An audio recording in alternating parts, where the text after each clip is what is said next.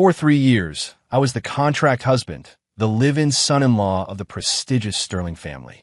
I did everything that was asked of me, but to my Ice Queen wife, I was nothing more than a high-end butler. The divorce papers were already on the table, and then suddenly, she changed her mind. My guru said your energy is vital to the company's fortune. You have to stay another 6 months to ward off the bad luck. I had to laugh. She saw me as a feng shui ornament. Fine. You don't want to let me go? I immediately picked up my phone and called my father-in-law. Dad, 7 o'clock tonight. The Sovereign Club. My treat.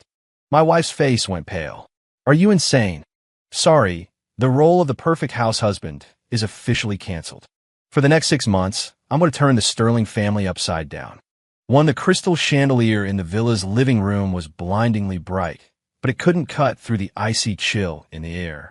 Claire Sterling, my wife of 3 years and the renowned Ice Queen CEO of Seacrest City, pushed a divorce agreement across the table toward me, holding it with just 2 fingers.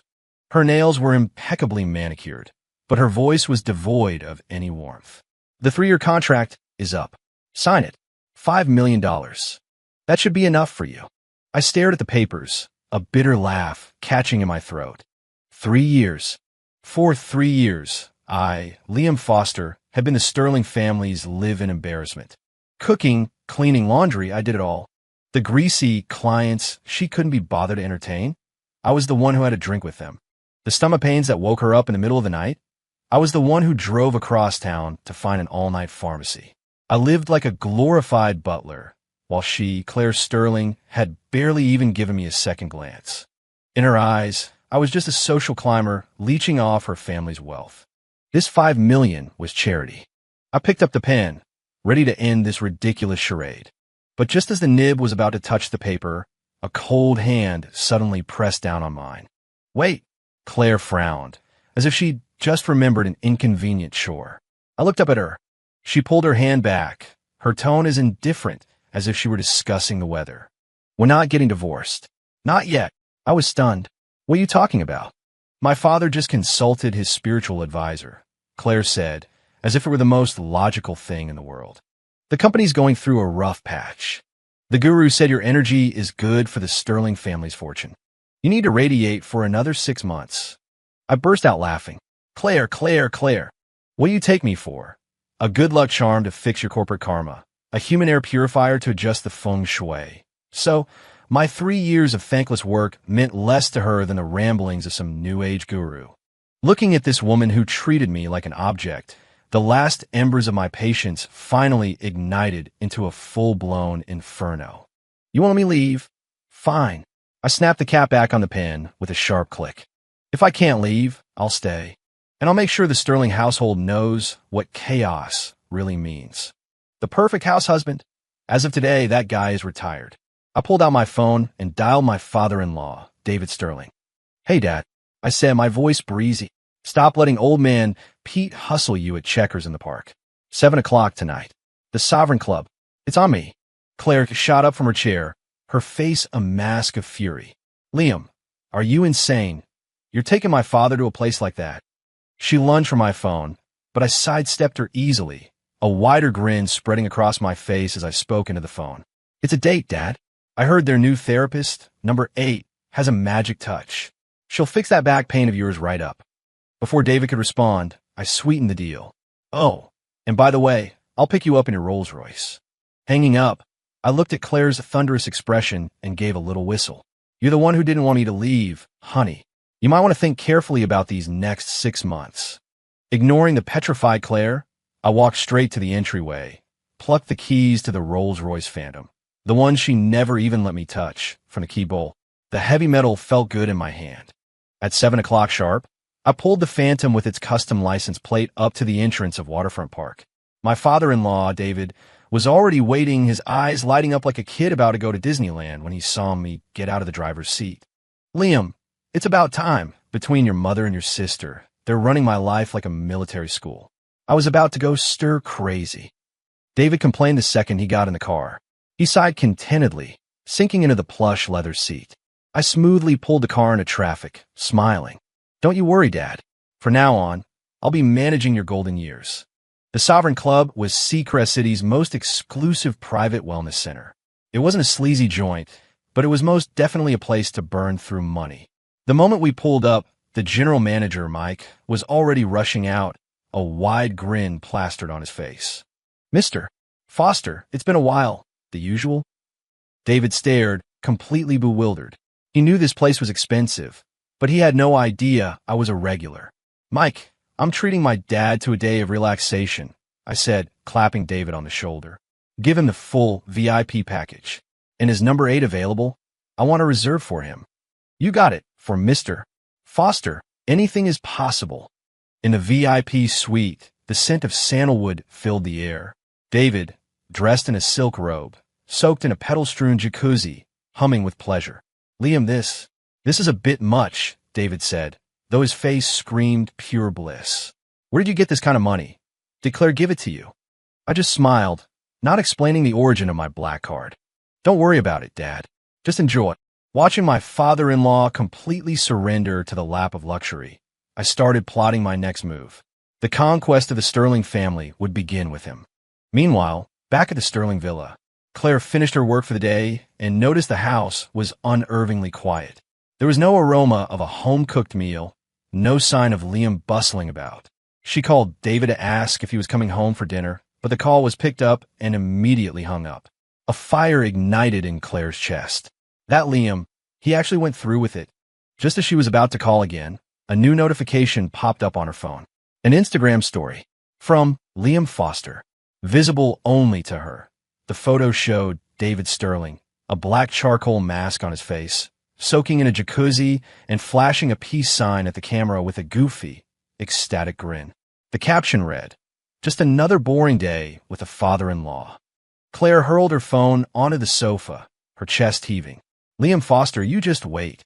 Claire's rage was less than a mild inconvenience to me. From that night on, I officially launched my father-in-law makeover project. Pedicures? That was just the appetizer. "Dad, foot soaks every day get boring. Tomorrow, I'm taking you out on the water." The next day, I pulled a rented Azimut yacht up to a private marina. Of course, it was rented under my real identity. David's eyes nearly popped out of his head. He was wealthy, but Claire was strict with his finances. A purely recreational luxury like this was something he could only dream of. "Liam, how much does this cost for a day?" David's voice trembled as he ran a hand over the polished teak deck. I put on my sunglasses and fired up the engines. "Friends, it's just sitting here. Don't worry about it." "Dad, you know how to fish? Today we're going for bluefin tuna." Over the next 2 weeks, I systematically corrupted my mild-mannered father-in-law. From deep-sea fishing in the Atlantic and high-stakes Texas Hold'em games in Vegas, to eventually even setting him up with a Golden Years gaming squad and teaching him how to play Call of Duty mobile. David Sterling completely let himself go. He tossed the decade-old polo shirt he always wore and replaced it with a Supreme collaboration piece I bought him. He wore a Cuban link chain around his neck and started peppering his sentences with peace and love. Liam says it called a relaxed vibe. Liam says, YOLO, you only live once. He became my #1 fan, his daily schedule suddenly busier than his CEO daughter's. Many of the places I took him were so exclusive that even Claire herself wouldn't have been able to get in, which elevated his admiration for me to a whole new level. As for Claire, her quality of life took a nosedive. I completely gave up on housework. The perfect house husband, he no longer existed. When she came home now, she wasn't greeted by a hot 4-course meal, but by moldy takeout containers on the coffee table and mountains of dirty clothes on the sofa. Claire was helpless when it came to domestic life. In 3 years of marriage, she'd never even learned how to operate the washing machine. I'd sit on the balcony, sipping my coffee with my feet up, watching her frantically call a cleaning service only to be told they were booked for the next week. The expression on her face was pure gold. But that wasn't enough.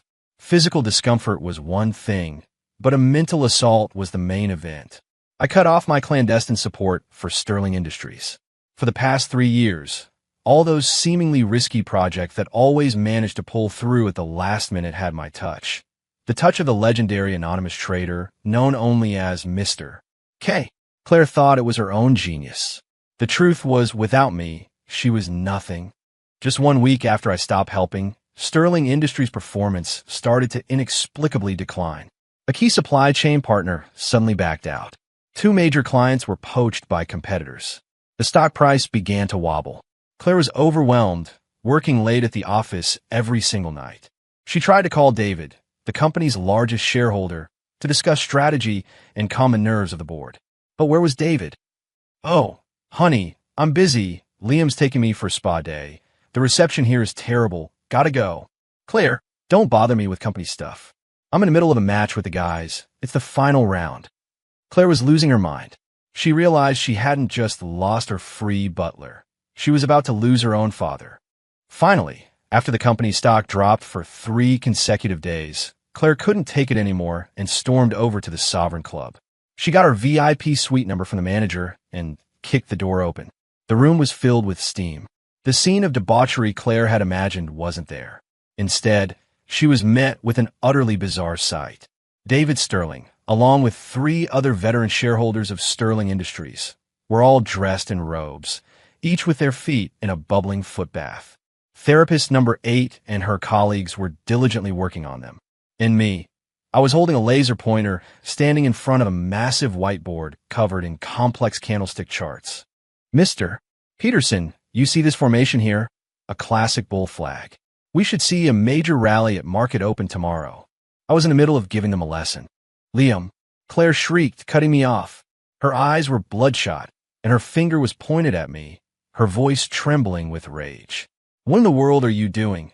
The company is about to go up in flames, and you're here, getting pedicures with my father and the board members." The shareholders flinched, awkwardly pulling their feet back. I set down the laser pointer and smiled faintly. "Honey, you've got it all wrong. This is about work-life balance. I'm teaching Dad and his friends how to read the market. This is for the good of the company. You're a kept man, a freeloader. What do you know about candlestick charts?" Claire completely lost her composure, the words spilling out unfiltered. "Dad, you're coming back to the office with me for an emergency meeting." She moved to grab David's arm, but David slammed his hand on the armrest of his footbath, splashing water all over Claire's expensive suit. "Claire, that's enough." David stood up, his beard belly jiggling under the silk robe, but his presence was formidable. He pointed a finger at his daughter's nose and said something that even took me by surprise. "All you ever think about is work, work, work. Do you even know what it means to live? What Liam has shown me. That's what life is all about." Claire was stunned into silence, unable to believe what she was hearing from her own father. David grew even angrier, delivering the final blow. "You know exactly how you've treated Liam for the past 3 years. Let me tell you something, you don't deserve him. If it weren't for Liam being such a loyal guy, I would have told him to divorce you ages ago." The color drained from Claire's face. She looked at her own father, defending me like I was his hero, her lips trembling, utterly speechless. Being publicly scolded by her own father at the Sovereign Club left Claire speechless. She finally retreated, her face a mask of cold fury as she clicked away in her high heels. Did she think I was the end of it? No, this was just the beginning. The word defeat wasn't in the Ice Queen's vocabulary, especially not when it came to losing to her live-in husband. Since she couldn't control David directly, she started resorting to covert tactics. A few days later, I had just finished treating David to a meal at a Michelin 3-star restaurant. David was in high spirits and insisted on paying. "Waiter, credit card," he boomed, proudly pulling out the supplementary card Claire had given him. A few moments later, the waiter returned, looking apologetic. "I'm sorry, Mr. Sterling, but this card has been declined for insufficient funds. I believe it may have been deactivated." David's face turned beet red. At his age, that kind of public humiliation was unbearable. "Impossible. Run it again." The result was the same. David froze, then it dawned on him. He slammed his hand on the table. "That ungrateful daughter. Claire, that little traitor, she actually dared to cancel my card. She's trying to cut me off." Diners at nearby tables turned to look. David, mortified, started sweating profusely. I suppressed a laugh and calmly pulled a gleaming black metal card from my wallet, handing it to the waiter. "Use this one." It was a global, invitation-only Centurion card. The waiter's eyes widened. He took the card reverently and quickly processed the payment. David stared at the black card in my hand, his eyes bulging. Liam, what is that? I pocketed the card and said casually, "It's nothing, Dad. Just some pocket money I made day trading lately." I patted his hand reassuringly. "Don't you worry. Even if she cancels all your cards, I've got you. I'll take care of your golden years." David's eyes instantly welled up. He was so moved he grabbed my hand and shook it vigorously. "My dear boy, you're the best son-in-law a man could ask for. 100 times better than my own daughter. Liam, from now on, I'm your son. No, wait, you're my son." I was laughing on the inside. Winning over my father-in-law was even easier than I'd expected. Claire's attempt to control us by cutting off David's finances had backfired spectacularly, pushing him completely into my camp. And her own troubles were just getting started. Not only had I withdrawn my secret support for Sterling Industries, but I also began to work against it. The crisis at the company exploded. A mysterious capital firm, operating under the code name Mr. K, began aggressively buying up Sterling stock on the open market in a hostile takeover attempt. The methods were fast, precise, and ruthless, executed without any regard for cost. Claire was in a full-blown panic. She was finally realizing that the company's smooth sailing over the past 3 years had been an illusion. Now that the tide was out, she discovered she had none of the skills required to fight a financial war of this magnitude. The company's stock price plummeted. She was buried in work, stressed out in her office day and night. At the same time, my leisurely lifestyle and apparent deep pockets began to arouse her suspicion. That night, she cornered me outside the study. "Liam, that black card. Where did you get it?" She stared at me, her eyes sharp, as if she were interrogating a criminal. I leaned against the doorframe and yawned. "I told you. Made some money in the market. Beginner's luck." "Beginner's luck gets you an invitation-only Centurion card." Claire sneered.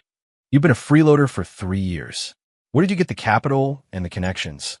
"Liam, who are you really?" "I'm your husband," I said with a look of pure innocence. "Honey, has all the stress made you forget?" Claire was speechless with rage. She used every connection she had to investigate my background, but came up with nothing. My true identity was perfectly concealed. The less she found, the more she panicked. Now, fending off Mr. K's takeover was the most urgent priority. To stabilize the company, she desperately needed the support of the largest shareholder, her father, David Sterling, at the upcoming emergency board meeting. She had to swallow her pride and go to David to make peace.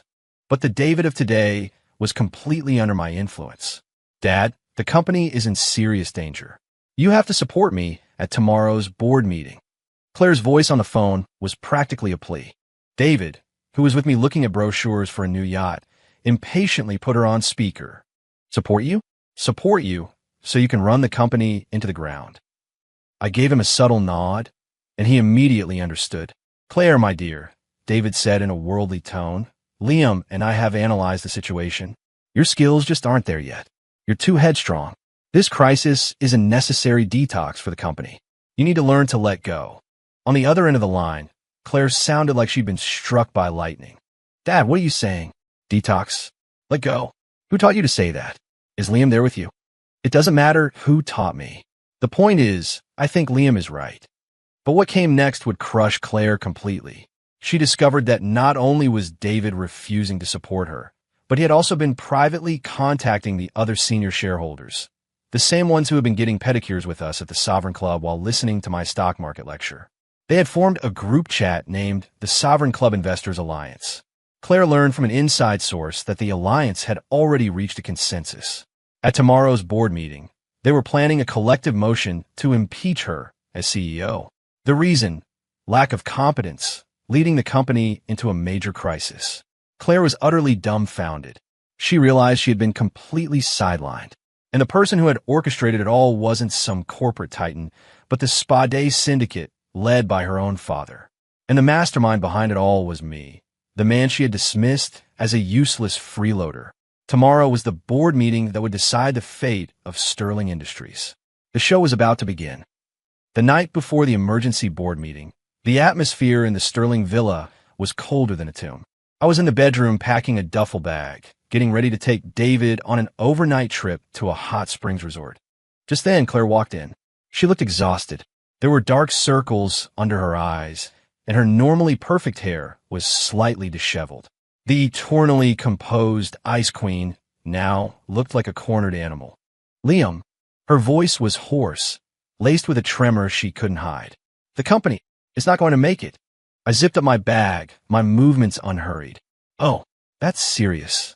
Claire took a deep breath, as if making a monumental decision. She walked right up to me, and I could see the bloodshot veins in her eyes. I know you. That black card. You must know powerful people. She squeezed the words out, each one seemingly tearing at her pride. Can you help me? Just get us through this crisis. I'll agree to any conditions you want. I laughed inwardly. Even now, she still thought I was just lucky, or that I had latched onto someone important.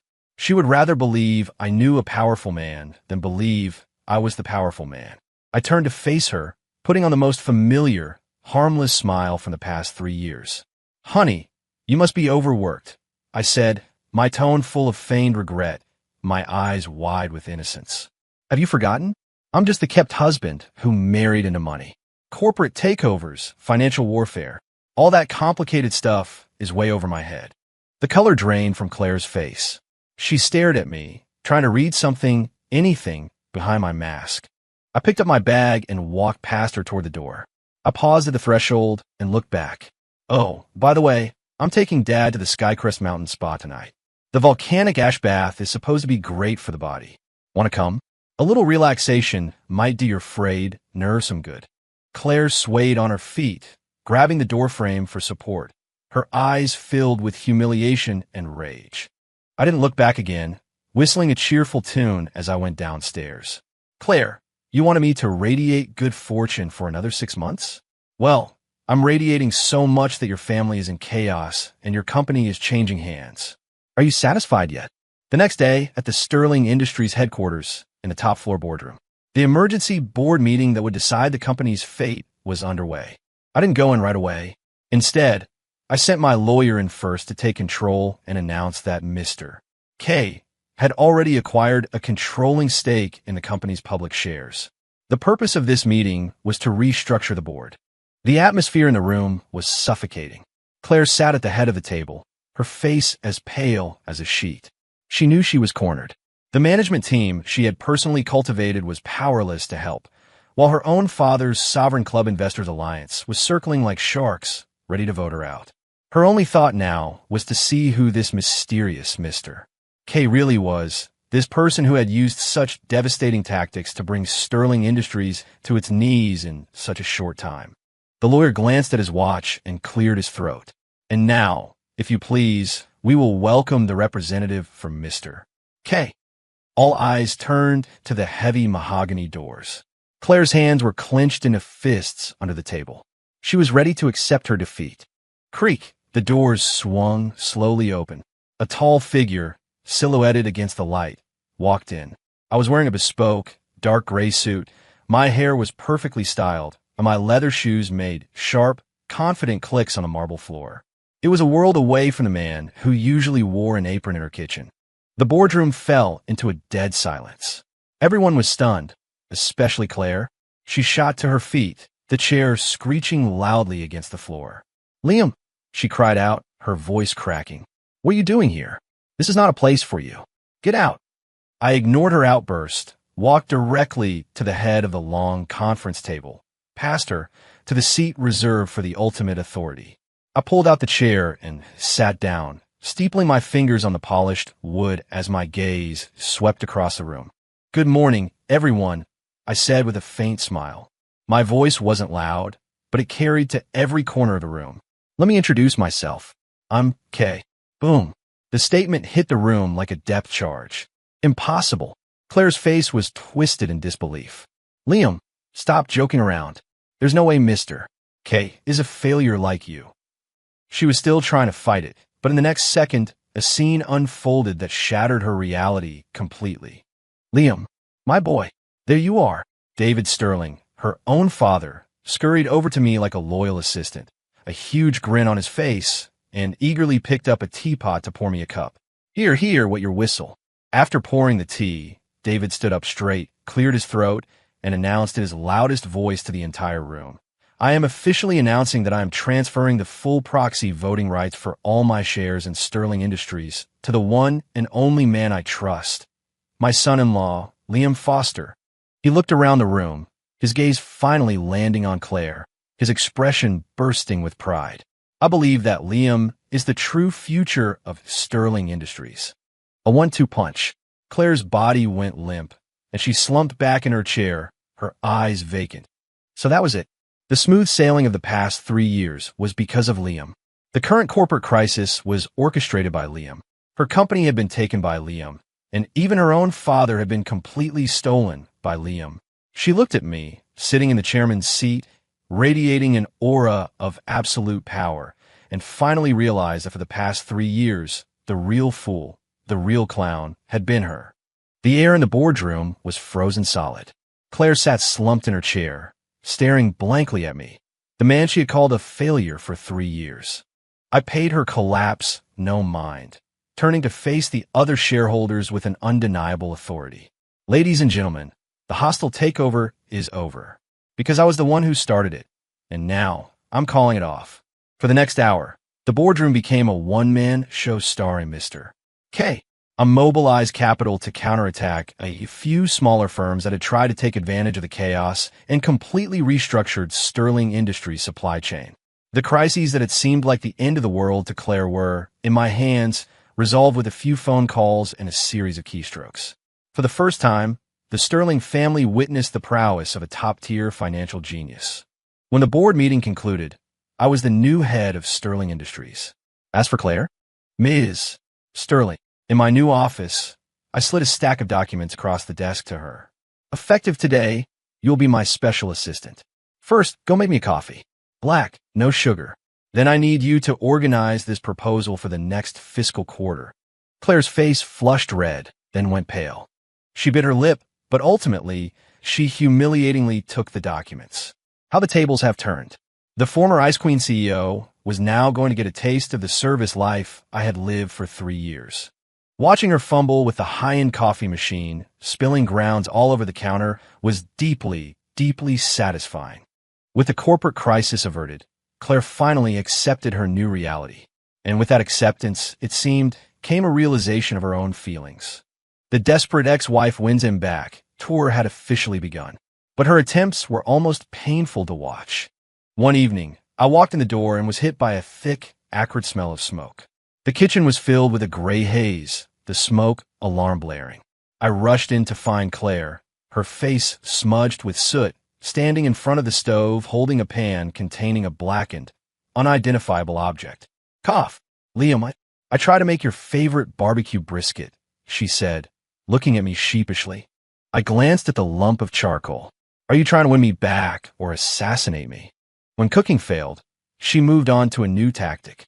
The next day, as I was sitting on the sofa reviewing financial reports, she sidled up to me, looking serious. "I've been watching massage tutorials. You work so hard. Let me work on your shoulders." Before I could refuse, her hands were on me. In that instant, it felt like I'd been hit by a truck. "Ow!"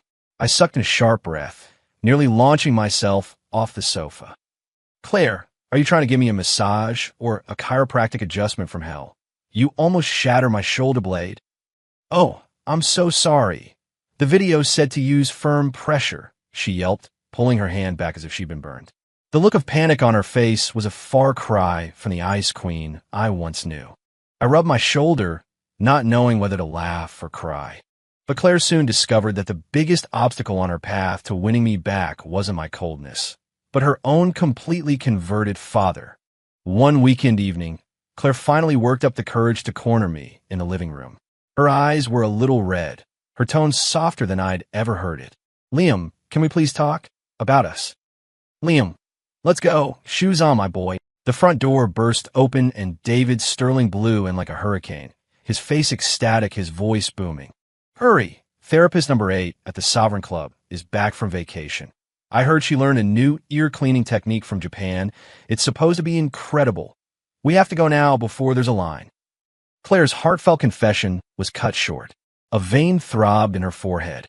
"Dad, I'm having a moment with Liam. Can you please stop dragging him to the spa all the time?" David did not like that one bit. He stopped in his tracks and shot his daughter a look of pure disappointment. A moment. What kind of moment? Do you even understand, Liam? David launched into a lecture, every word a dagger to Claire's heart. Do you know if he prefers milk or red wine in his foot soak? Do you know his favorite therapist is number 8, not number 18? You have to put in the effort to win a man back. What do you know? Watch and learn, kiddo. Without another word, David grabbed my arm and started pulling me toward the door. Liam, don't mind her. Let's go enjoy ourselves. As I was being dragged away by my overenthusiastic father-in-law, I glanced back at Claire, who was stomping her foot in frustration but was completely helpless.